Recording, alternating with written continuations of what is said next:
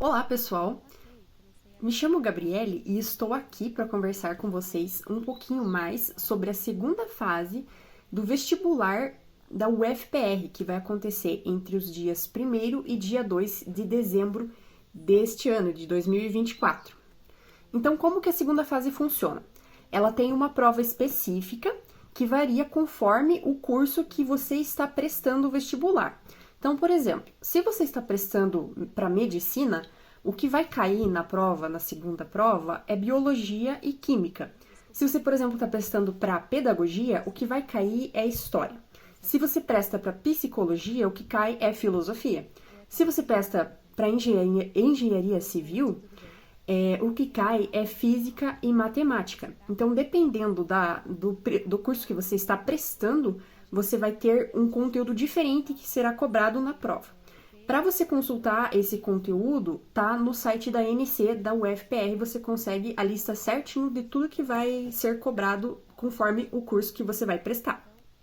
Essa prova, ela é composta por 7 questões dissertativas com base nos textos e nos livros, né, que o vestibular cobra. Então, a gente tem uma lista, né, dos livros e dos textos que será cobrado no vestibular. Então, por exemplo, se você vai prestar para psicologia, você tem que ter lido os livros de filosofia, porque esse é o conteúdo que vai cair na prova. Para você escrever uma boa resposta, você tem que se atentar, então, aos conceitos-chave, conceitos principais daquela pergunta. Então, você lê uma vez, duas, e precisa selecionar, primeiramente, quais que são os conceitos centrais que ele está pedindo ali e tentar, sim, resolver todos o que ele pergunta no texto. Além que você tem que escrever o mais claro possível que você conseguir e com objetividade. Algumas dicas gerais que a gente pode dar são as seguintes, que você tem que se atentar aos tipos de texto que você vai fazer as interpretações. Então, dependendo do texto, você pode ter uma interpretação X, uma interpretação Y. Então, você tem que se atentar aos textos que serão cobrados ali. Para você estudar, o interessante é você realizar mapas mentais, resumos, a fim de você sintetizar o conhecimento e a fim de você compreendê-lo, né?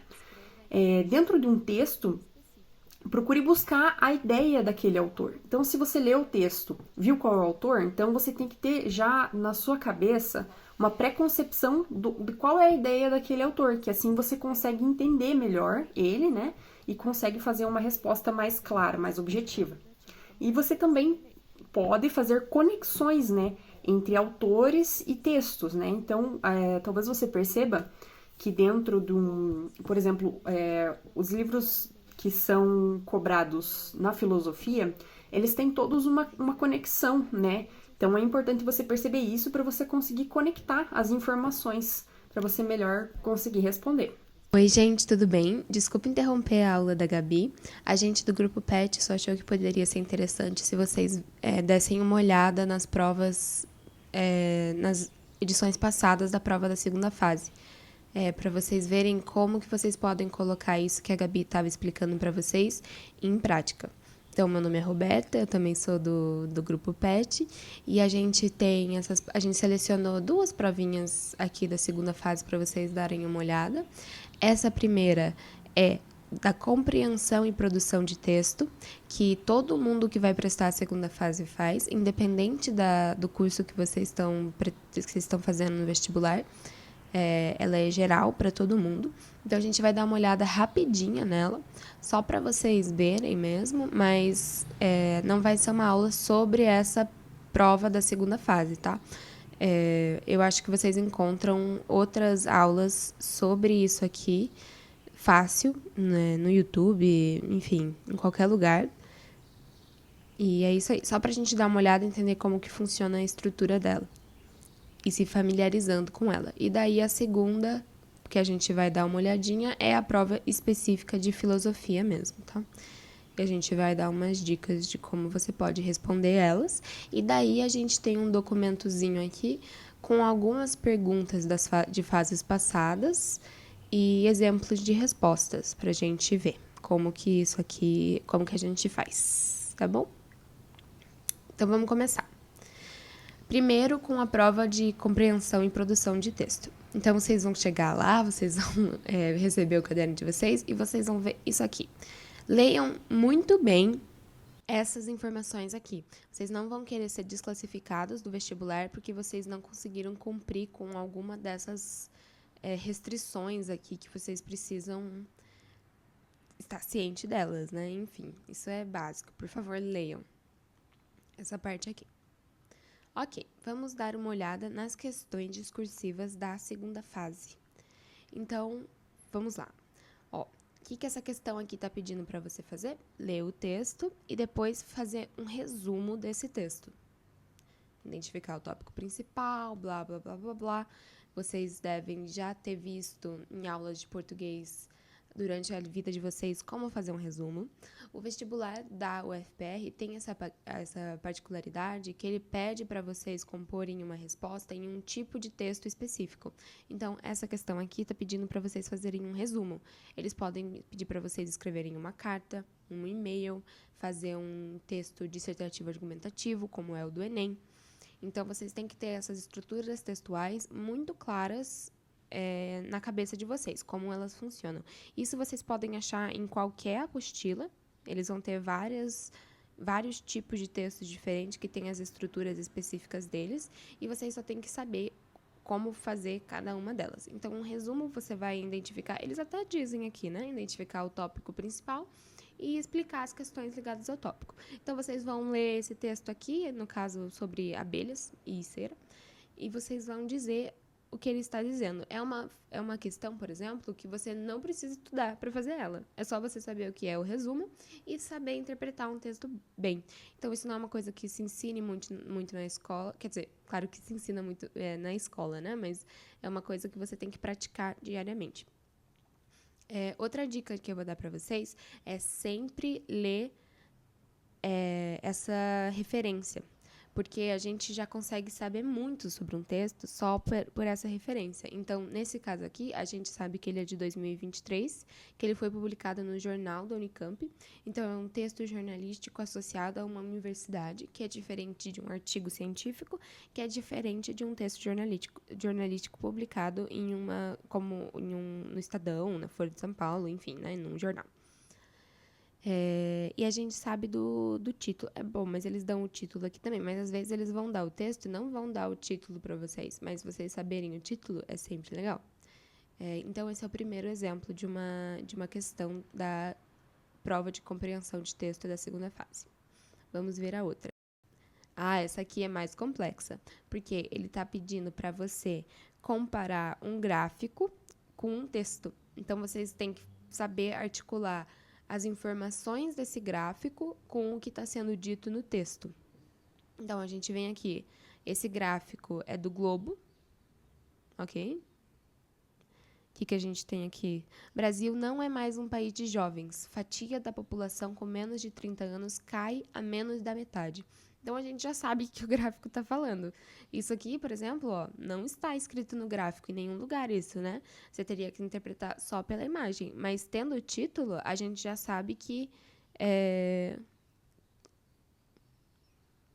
o Brasil não é mais um país de jovem, então que a população que a população adulta está crescendo e a população de jovem está diminuindo. Se vocês lembram na aula de geografia de vocês vão lembrar como se lê, que eu não lembro, mas vocês vão lembrar como se lê um gráfico as pirâmides etárias, né? Que tem as invertidas, as pirâmides normais, enfim, né? Essas que nem tá no Brasil, que tem... Enfim, né? Não vou explicar para vocês pirâmide etária, porque eu vou fazer mal. Mas vocês têm que saber. Então, é isso, né? E saber relacionar esses dois textos. Então, essa questão aqui não pede para vocês elaborarem um tipo específico de texto. Eles pedem só um texto. Então, quando pedir só um texto, vocês vão fazer uma resposta normal, como vocês aprendem a fazer na aula de português. Então, e atentem, claro, a esses tópicos aqui, né? Então, apontem duas diferenças derivadas da comparação entre as duas pirâmides. Então, vocês vão começar com a ideia principal de vocês e desenvolver elas, né? Então, no gráfico, nós no gráfico pode-se observar que blá, blá, blá, blá, blá, blá. Isso aí, enfim. Ok. 3. Essa questão, como a outra, está pedindo para você analisar 2 textos diferentes, né? A outra que eu acabei de mostrar, era um gráfico, mas é a mesma ideia. Vocês têm que saber relacionar as informações contidas no texto 1 e no texto 2. Então, aqui, escreva um texto argumentativo dissertativo, refletindo sobre o tema proposto para a discussão a partir da seguinte provocação, blá, blá, blá, blá, blá. Aqui tem ainda mais um terceiro, né? Uma citação ainda. Então, esses 3 textos têm que aparecer na resposta de vocês. Tenham isso claro, que vocês não podem ignorar o texto 1, o texto 2. Ele não é que nem os textos da redação do Enem, que você pode escolher falar sobre eles ou não. Vocês têm que falar sobre todos os textos que aparecem na questão. Então, é isso. E esse texto, de novo, está pedindo um texto argumentativo dissertativo, então vocês têm que conhecer a estrutura de um texto dissertativo argumentativo. Ou argumentativo dissertativo, enfim. Ok. É isso que eu tinha para dizer sobre essa prova de produção e compreensão de texto. Vocês podem achar outros materiais que vão mais a fundo sobre isso aqui. Então, vamos ao que interessa, que é a específica de filosofia. Esse aqui é um processo de 2020. De novo, leiam muito bem as instruções. Outra coisa, esses documentos aqui, essas outras fases, vocês podem achar facinho no site da ANC do vestibular. E é importante que vocês olhem bastante, tentem resolver vários desses aqui, para vocês se familiarizarem com a estrutura da prova, porque é isso que importa na hora, né? Você saber fazer a prova que você está fazendo, não necessariamente você saber tudo de filosofia. Então, a gente tem uma primeira questão aqui sobre hobbies, outra que vai de hobbies de novo. É isso aqui. A gente vai mostrar mais a fundo as questões específicas. Então, só para vocês terem uma ideia de como a prova é. E é isso aqui mesmo, tá? Quando vocês receberem ela, vai ser isso aqui mesmo. Só que com os textos desse ano, né? Claro. Então, vamos dar uma olhadinha nas questões que a gente separou. Então, vamos começar. E eu vou ler cada uma das questões explicando como que a pessoa que respondeu e como que vocês têm que ler a questão para ter uma boa resposta. A metade, normalmente, assim, 70% da resposta da questão, da questão que vocês estão fazendo, vai estar nas citações ou na pergunta. Então, se vocês souberem interpretar bem o que está sendo perguntado de vocês, vocês vão conseguir responder bem a questão. Então, vamos aqui nessa primeira. Vamos ler primeiro. No século XVI, Maquiavel escreveu que toda cidade deve ter modos próprios por meio dos quais o povo possa desafogar sua ambição. Ok. Vamos agora para a segunda. No século XXI, Djamila Ribeiro escreve que o espaço virtual tem sido um espaço de disputas de narrativas. Pessoas de grupos historicamente discriminados encontram aí um lugar de existir, seja na criação de páginas, sites, seja em canais de vídeos, blogs. Ok. Então, aqui a gente tem um exemplo clássico da segunda fase do vestibular da UFPR. Comparar 2 textos de autores diferentes. Nesse caso aqui, comparando 2 textos de autores muito diferentes, que escreveram em séculos muito distantes um do outro e que com certeza não estavam falando sobre as mesmas coisas, mas você vai ter que tirar uma correlação entre essas 2 citações. Então, aqui, né, a pergunta aqui, aproxime as 2 afirmações, mostrando o que há de similar entre elas. Então, sempre se atentem ao que está sendo pedido de vocês. Está sendo pedido de vocês para vocês aproximarem as 2 citações. Vocês não precisam falar qual era o projeto político do Maquiavel, quem era Maquiavel, o que era liberdade republicana. E vocês também não precisam discorrer a respeito do racismo na sociedade brasileira, ou sobre a atuação política de Djamila Ribeiro. Enfim, essas coisas não vão entrar nessa questão aqui. Vocês vão se ater às citações. Então, vamos entender aqui o que cada um desses autores estava dizendo. Toda cidade deve ter modos próprios por meio dos quais o povo possa desafogar a sua ambição. E aqui, né, e a Djamila, o espaço virtual tem sido um espaço de disputa de narrativas. Então, os dois autores estão falando sobre a importância de existirem espaços onde as pessoas podem, no caso do Maquiavel, desafogar a sua ambição, se manifestar publicamente a respeito das suas vontades, interesses, descontentamentos, enfim. E aqui a Ribeiro está falando sobre um espaço onde possa haver o debate público. Mas nos dois casos, eles estão falando desse lugar de você se reunir em comunidade e conversar. Né? Então, é isso que tem que aparecer na resposta de vocês. Então, aqui vamos ver como que a pessoa respondeu.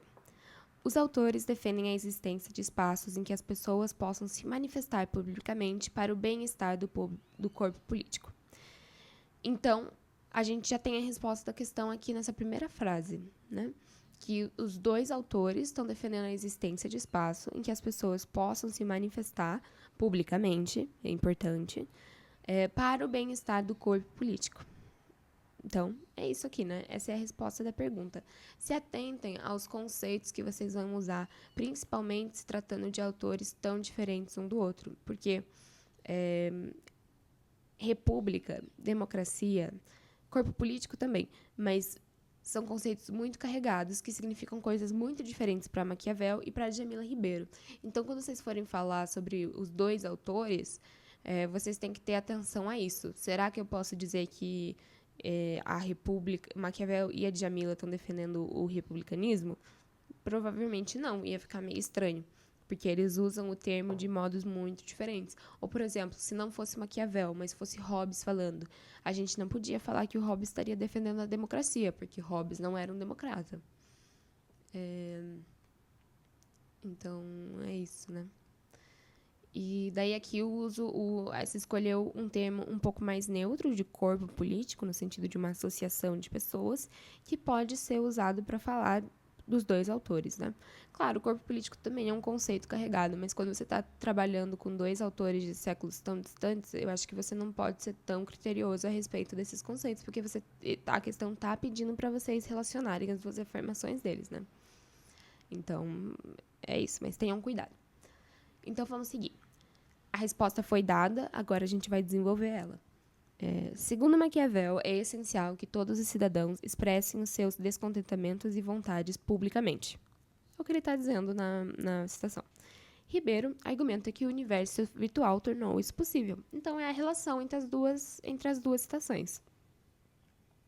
Assim sendo, ambos sustentam que espaços abertos para disputa de narrativas, seja ele a praça pública, no caso de Maquiavel, ou uma página da web, que é uma dos exemplos que a Djamila traz, são necessários para que todos os setores da sociedade possuam voz. Essa seria uma condição para qualquer sociedade que busca a igualdade. Então, aqui, nessa última frase, a gente vê, você teria que saber a teoria de Maquiavel e conhecer o que a Djamila estava dizendo. Porque essa última frase aqui não está nas citações. Todo o resto da pergunta está na citação. Você não precisaria nem ter lido Maquiavel e Djamila Ribeiro para saber disso. Mas, assim, sabendo qual é o argumento do Maquiavel e sabendo da Djamila Ribeiro, a gente sabe que ambos defendem uma sociedade em que os membros que a compõem fossem iguais. Então, é isso. Essa aqui é a primeira, comparando dois autores diferentes. Ok. Então, vamos para o próximo exemplo. Esse próximo exemplo aqui vai ser só sobre Maquiavel. Então, eles vão dar 2 citações pra gente, se eu não me engano. Exato. E vão pedir para você falar sobre 2 conceitos que aparecem nas citações. Então tá, ó. Leia os textos a seguir. Essa aqui a gente vai fazer diferente, só pra eu mostrar pra vocês como vocês podem fazer cada questão de um modo, como vocês acharem melhor, tá? A gente vai ler a pergunta antes de ler as citações, porque daí a gente já vai ler as citações buscando o que foi pedido na pergunta. Então, vamos lá. Com base na leitura dos textos de Maquiavel, disserte sobre o significado de virtude. Então, esse é o conceito que a gente vai estar buscando. Opa, foi. na ação política do príncipe diante das vicissitudes da fortuna. Então, fortuna é o segundo conceito que a gente está buscando. Opa, não quero cinza não, quero era isso. Então, vocês vão ter que saber relacionar esses dois conceitos na obra de Maquiavel. E essa questão aqui é um típico exemplo de que, se você ler bem as citações, você não precisa ser um super conhecedor de Maquiavel para responder bem a questão. Então, vamos ler as questões buscando pelos conceitos de virtude e fortuna. Então, nos principados completamente novos, onde há um novo príncipe, existe maior ou menor dificuldade para mantê-lo, conforme seja maior ou menor a virtude de quem o conquistou. Então, aqui, sobre o que o Maquiavel está falando? Sobre um novo principado de um novo príncipe. E sobre a tentativa dele de manter esse principado, sobre o poder dele. Como que ele vai fazer isso? Depende de quanta virtude ele tem. Então, a gente já sabe como a ideia de virtude se relaciona ao reinado do novo príncipe. Então, aqui vamos continuar. Aquele que depende menos da fortuna, consegue melhores resultados. Então, mais virtude, menos dependência da fortuna, melhores resultados. Mais facilmente o príncipe vai conseguir se manter no poder. A gente já tem a resposta da pergunta aqui, né? Ok. Consideramos Ciro e os demais conquistadores ou fundadores de reinos. Acharemos todos admiráveis. Examinando suas ações e suas vidas, veremos que não receberam da fortuna mais do que a ocasião. Não receberam. Então, os príncipes que tiveram sucesso não dependeram da fortuna, que lhes deu a matéria para introduzirem a forma que lhes aprovesse. E sem a ocasião, a virtude seu ânimo se teria perdido, assim como, sem a virtude, a ocasião teria seguido em vão. Ou seja, a fortuna não dá mais nada ao príncipe do que os materiais que ele vai precisar para se manter no poder. Isso a fortuna vai te dar. Mas se você não tiver a virtude necessária, você não vai saber usar esses materiais para o seu benefício próprio. Então, você pode ter tudo na sua mão, mas se você não souber usar, você não vai conseguir atingir o resultado que você queria. Essa é a relação, então, entre virtude e fortuna. Segunda citação. Como a vida de um príncipe não é duradoura, o Estado inevitavelmente se arruinará logo que a virtude deste vier a faltar. Disso decorre que os reinos cuja sorte depende da virtude de um único homem são pouco duráveis, porque aquela virtude se extingue com a morte deste, e raras vezes acontece que seja recuperada pelo seu sucessor. Então, ele está reafirmando o que foi dito na outra citação. Não basta depender da fortuna, você tem que ter virtude. E aqui ele continua, né? Porque a vida do príncipe não é duradoura, se toda a organização social depender da competência de um único homem, esse Estado logo vai se extinguir, ele não vai ter duração. Porque quando esse morrer, acabou. Você tem que ter uma boa organização social. Não basta apenas uma única pessoa competente. Ok, então vamos ler de novo a pergunta. Com base na leitura dos textos de Maquiavel, disserte sobre o significado da virtude na ação política do príncipe diante das vicissitudes da fortuna. Ok, então vamos à resposta. Em O Príncipe, ao dedicar sua atenção à análise dos principados novos, Maquiavel nos remete à importância da virtude e seu confronto com os caprichos da fortuna na política. Então, aqui o autor está situando a gente na resposta dele. Ele está dando contexto sobre o que ele vai falar. A resposta não veio na primeira frase, mas ele está encaminhando a respeito disso e agora vai vir. Essa relação virtude-fortuna constitui o lugar por excelência para interpretar o pensamento maquiaveliano sobre a manutenção do poder do príncipe e a segurança do Estado diante da instabilidade do mundo e da condição humana. É o que Maquiavel estava falando na primeira citação. Sobre como que o príncipe pode se manter no poder em um novo Estado. Um novo Estado não é um novo principado. A virtude cuja compreensão se apresenta desvinculada de uma hierarquia a priori de valores e virtudes morais elevados segundo modelos tradicionais de legitimação.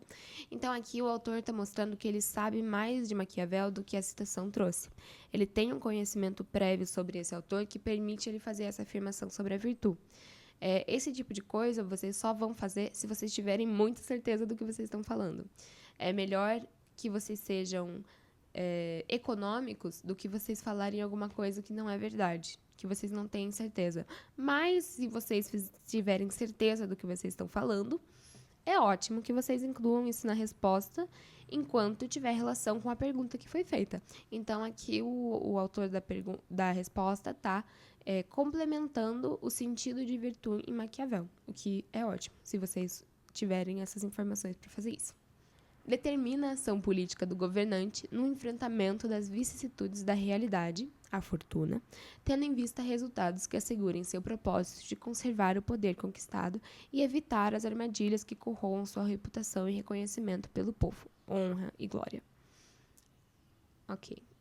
Assim, por um lado, por essa orientação pragmática, a noção de virtude implica compreender a ação política determinada por uma racionalidade instrumental.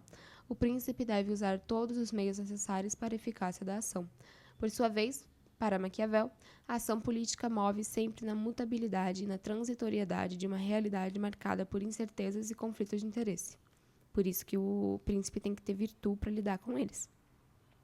Por outro lado, a noção de virtude implica conceber que a política transita no domínio da contingência.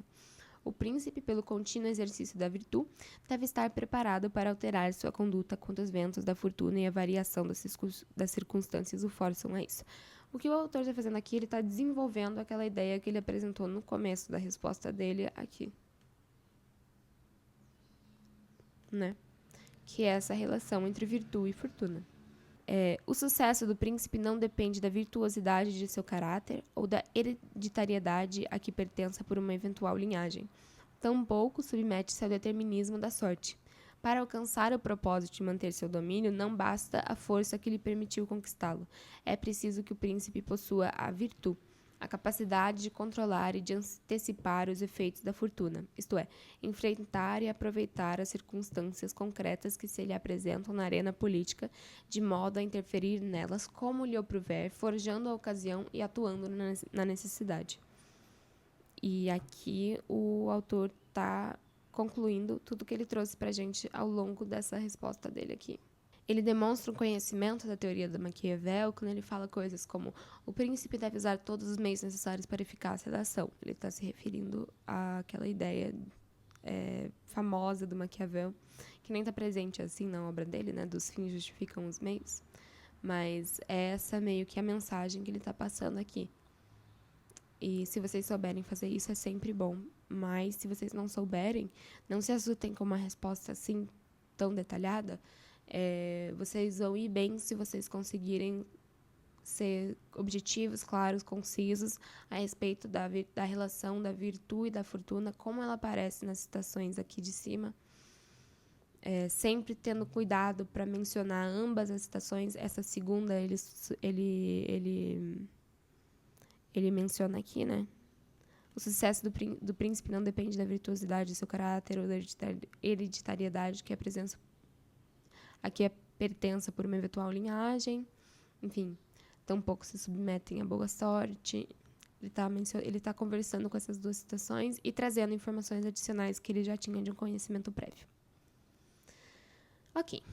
Agora, a gente achou que seria interessante também trazer duas questõezinhas sobre autores que vão cair nessa próxima fase do vestibular. Então, essas questões foram formuladas por alunos... essa do Hobbes não. Essa do Hobbes é de uma prova da segunda fase de outro ano que também caiu Hobbes. Então, a gente trouxe aqui ela.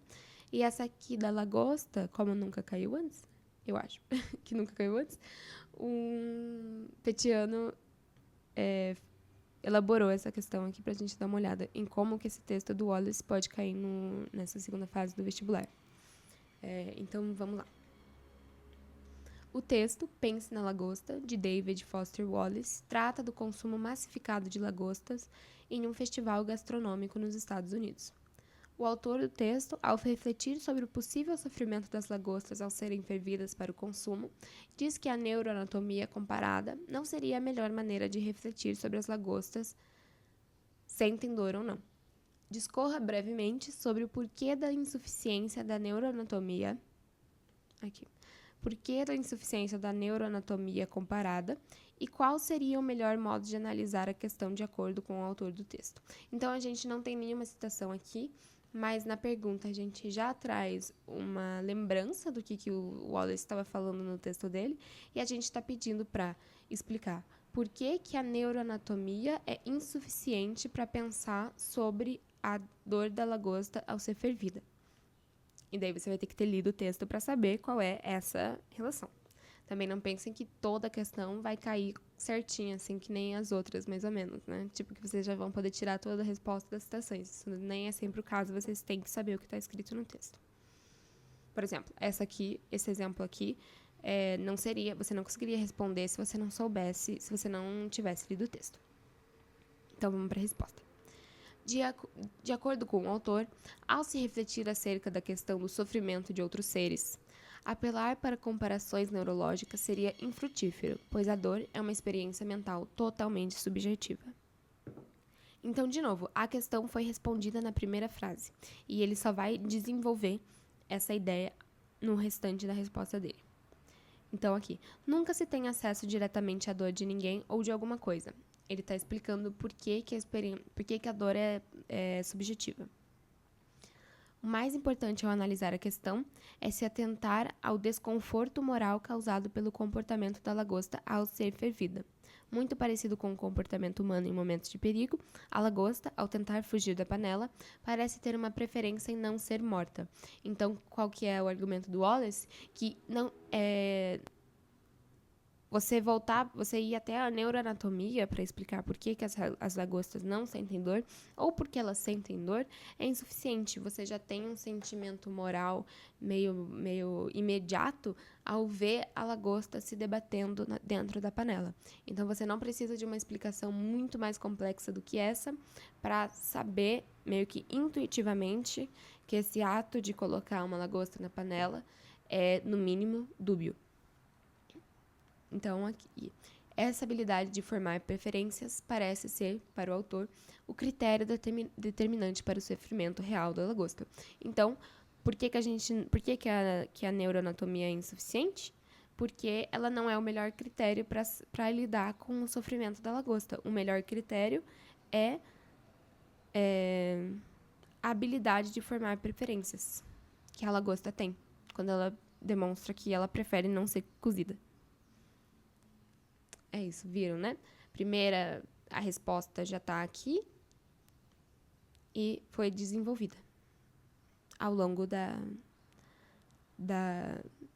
resposta. É isso, basicamente isso. E, de novo, né? Clara, concisa. Não falamos mais do que a gente precisava falar. A gente não deu a nossa opinião sobre se as lagostas... se é moral ou não as lagostas serem comidas. A gente não explicou por que o veganismo é a resposta. A gente não falou sobre isso. A gente respondeu o que estava sendo pedido na questão. Agora, para o Hobbes. Então, vamos ler. Vamos ler primeiro a pergunta, depois a gente lê a citação. Isso aqui ficou meio... aqui. Porque, segundo o autor, os homens devem esforçar-se pela paz e porque é difícil alcançá-la. Então, o que a gente vai estar falando? Do conceito de paz em Hobbes e por que é tão difícil alcançar ela, segundo Hobbes. Então, vamos ler a citação. Segundo Thomas Hobbes, é um preceito ou regra geral da razão. Razão. A gente vai ter que falar sobre razão na nossa resposta.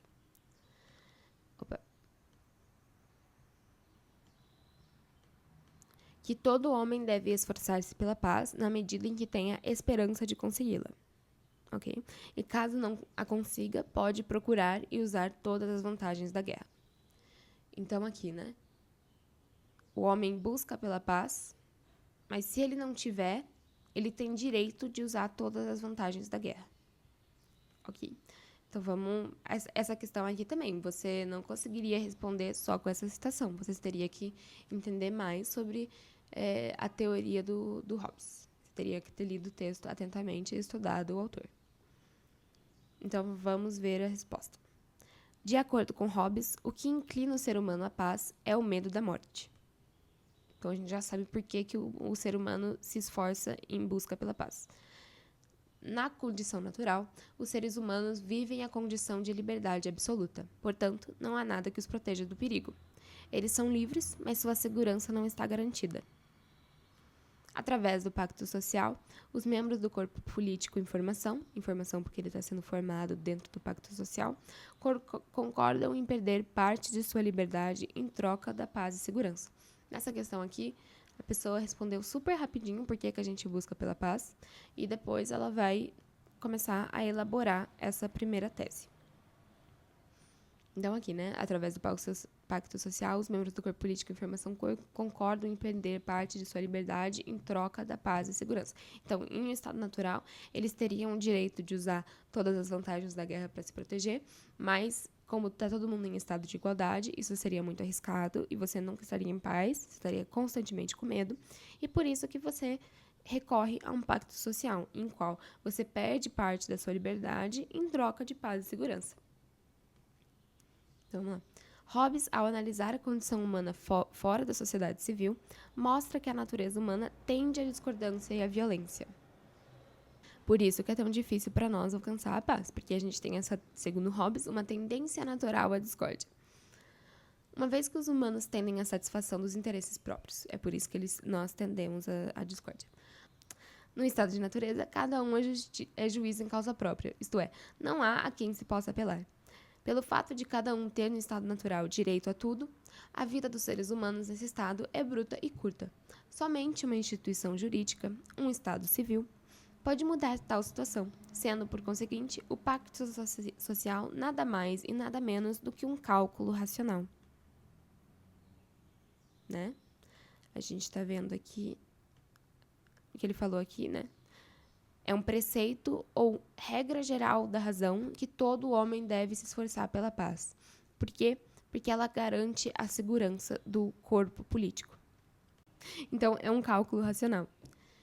Portanto, se a convergência de muitas vontades rumo ao mesmo fim não basta para conservar a paz e promover uma defesa duradoura, é preciso que haja tão somente uma vontade de todos os homens. Isso aqui, por exemplo, não está sendo pedido explicitamente na pergunta, mas o autor tinha confiança suficiente para desenvolver a respeito desse tópico. Por que no estado de natureza a gente não tem a paz e a segurança que a gente teria em um estado de sociedade civil, que se forma a partir do pacto social? Porque a gente converge as vontades da multidão nas vontades de um corpo político em que essa vantagem é geral.